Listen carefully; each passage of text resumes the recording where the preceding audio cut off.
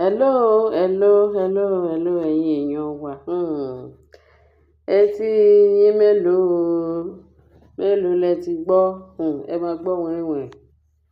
Ẹ máa gbọ́ wìnrìnwìnrìn ní nǹkan tó ń fò káàkiri ní íńtánẹ́ẹ̀tì.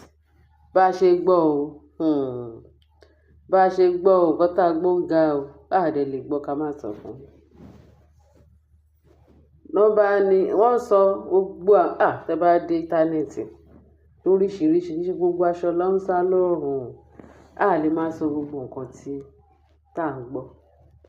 Torí ilẹ̀ kún, abomination burúkú. Wọ́n ní, pé kábíyèsí, èwo lẹ ṣe o. Ṣé bí a ṣe máa wò náà ni? Ẹ ní wá kìkì punishment kan tá máa fún àwọn people, tẹ́ máa fún wọn. Ìṣàwà tẹ́ máa fún wọn. Kọ́ tiẹ̀ kúrò ní live yín. Kí ṣẹ̀ṣẹ̀ ni. Ṣẹ̀ṣẹ̀ ni pé ẹnìkan ṣe báyìí fún mi. Ká dẹ̀ mo bá ṣe fẹ́ bá wí.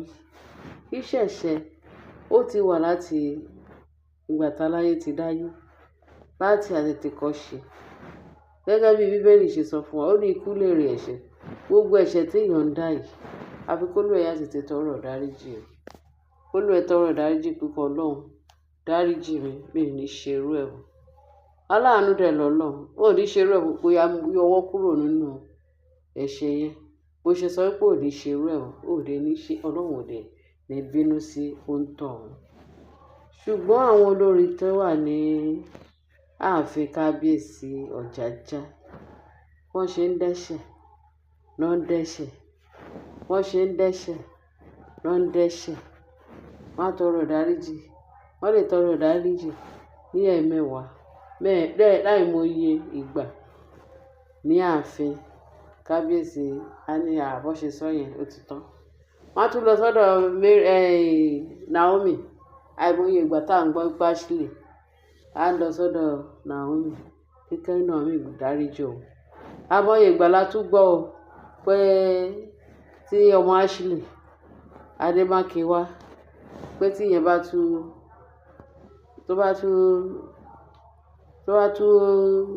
rẹ̀ díẹ̀, Ashley ó máa sáré lọ bá Queen Naomi.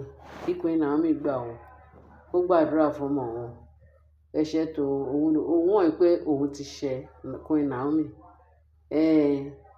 Nǹkan tó òun ṣe fún Naomi, òun ló repercussion sí orí ọmọ. Ká Ashley dáríjì o, kó jọ. Kí Queen Naomi dáríjì o, ìyẹn Ashley. Queen Naomi náà á tún dáríjì, á tún gbàdúrà fún ọmọ ẹ̀.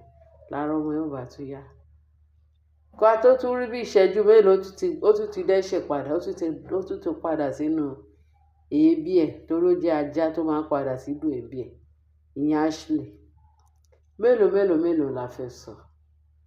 To the extent tí bàbá rọ́pò pé Naomi sá fún ẹ̀yin àwọn aráabí.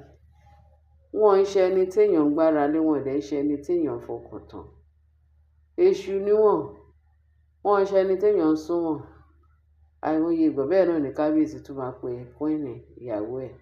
Jọ̀ọ́ ìyàwó mi, sá fún àwọn aráabí. Torí ọ̀ká ni wọ́n lè ṣàyàn. Ọgbọ́n náà ń dá o. Mélòó gbogbo àwọn tó wà ní íńtánẹ́ẹ̀tì tán tó fún Naomi ní advice pé kó sá fún àwọn aráabí. Wàhálà pọ̀. Etí wa ti kún. Gbogbo oríṣiríṣi ìwà àgàbàgebè tó wà lọ́wọ́ àwọn olórí èṣù tó wà láàfin. Ẹ̀mí mímọ́ ṣàánú fún wa. Àwọn èèyàn ń pariwo pé kí kábíyèsí kó wá nǹkan ṣe síṣẹ́.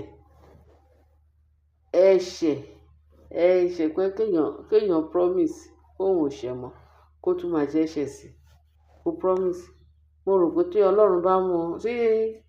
kábíyèsí bá mọ irú ṣẹ̀ríà tó fẹ́ dá fún un, mo rò pé eléyìí túbọ̀ máa continue sí.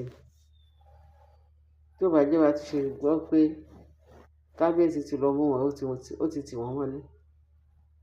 Ká tó tún ríjọ́ mélòó kan, kábíyèsí ẹ̀ tún máa gbọ́ pé wọ́n tún ti ṣe báyìí.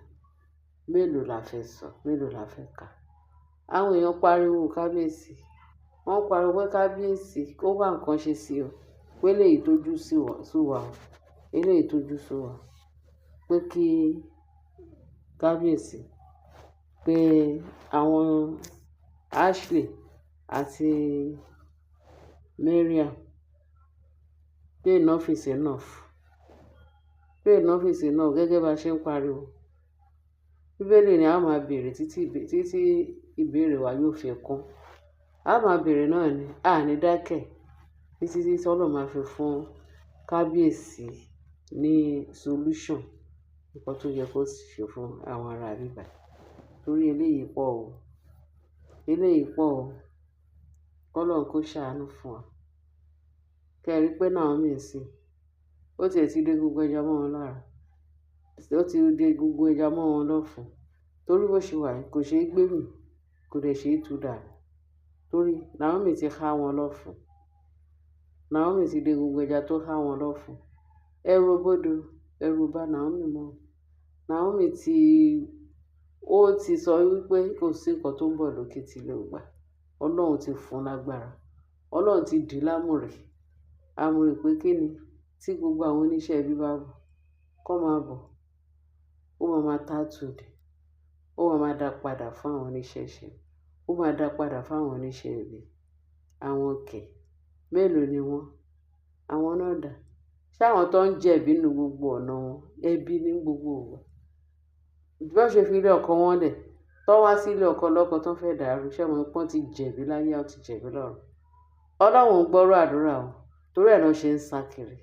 Sísá kiri wọn tó ń sá kiri, ó ní wọn lára. Wọ́n kàn jẹ́ ewúrẹ́ aláìgbọràn ni. Bẹ́ẹ̀ ni, ẹ ríran wò, ẹ rí ìgbẹ̀yìn wọn, ìgbẹ̀yìn aṣebi. Ẹ rí pé kò lè sweet rárá. Ìgbẹ̀yìn aṣebi máa ń kan ni, ayé wọn dẹ̀ máa ń kan, nítorí pé wọn ò rójútu ìgbésí ayé wọn. Bọ́n ṣe wà yẹn, wọn ò rójútu ìgbésí ayé wọn, torí nígbà tí ìjìyà wọn bá máa dé bí àfẹ́yíká ìjì ni, ìgbẹ́ náà máa pe Naomi. Naomi dáríjì àwa. Ọ̀rọ̀ wọn máa dàbí ọ̀rọ̀ Noah àti àwọn aráyé nígbà yẹn tọ́lọ́run fi pa ayé rẹ̀. Nínú pariwo tó kìlọ̀ pé kí gbogbo ayé gbọ́, kán tètè máa bọ̀. Ọlọ́run ní káwọn ọkọ̀ kí gbogbo wọn kán máa wọnú ẹ̀, torí àsìkò báyìí bá máa dé, òjò àrọ̀dá pé ó máa bẹ̀rẹ̀. Ìbí wọ́n sọ pé aṣiwèrè ni Noah ń gbà yẹn. Ṣé nígbà tí ìjìyà dé, ǹjẹ́ kò tàbí onílé kò tàbí àlejò?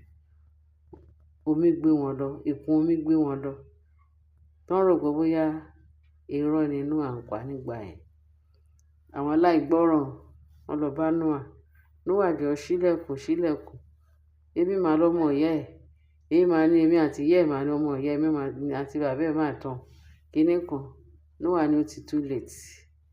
Ọkọ̀ ìgbàlà ṣí, ó fò lọ sókè réréréréréréréré, ló ń fẹ́ lẹ́lẹ́lẹ́lẹ́lẹ́. Àwọn tó sáré gun orí igi, omi débi tán wà lórí igi. Wọ́n lọ téńté ní àìmọye àjà tó ga jùlẹ̀ lọ sọ́run réréré. Bómi ṣe ń ga nìyẹn, bómi ṣe ń ga lọ tó gbé gbogbo ayé mì nígbà yẹn. Noah àtàwọn ìdílé ẹ̀ nìkan ni a gbọ́ pé wọ́n save ní ọ̀nà ìgbàlà. Irú ẹ̀ là ń sọ fáwọn olórí tó ń lépa Naomi pé kán ṣíwọ́. Ìgbà tí ìjìyà wọn bá máa dé bí àfẹ́yíká ìjì ni. Ẹ̀yin èèyàn wa, ẹ ṣé bẹ́ẹ̀ ṣe ń tẹ́tí sí wa. Bẹ́ẹ̀ ni, ẹ bá mi share, kẹ́ bá mi like, kẹ́ dẹ̀ bá mi subscribe. Ẹ ṣé, Ọlọ́run á dúró tì wá o. Ẹ̀mí Ọlọ́run, ààbò Ọlọ́run á dájú lórí wa. Ọwọ́ tẹ fi bá mi subscribe, tẹ bá mi share, tẹ bá mi like, ọwọ́ yẹn ẹ ní fi gbé nǹkan búburú ṣe o. Nǹkan orí lẹ́ máa fọwọ́ náà ṣe títí láéláé. Àmín lórúkọ Jésù. Ẹ ṣé gan-an bẹ́ẹ̀ ṣe ń tẹ́tí sí wa. Bye.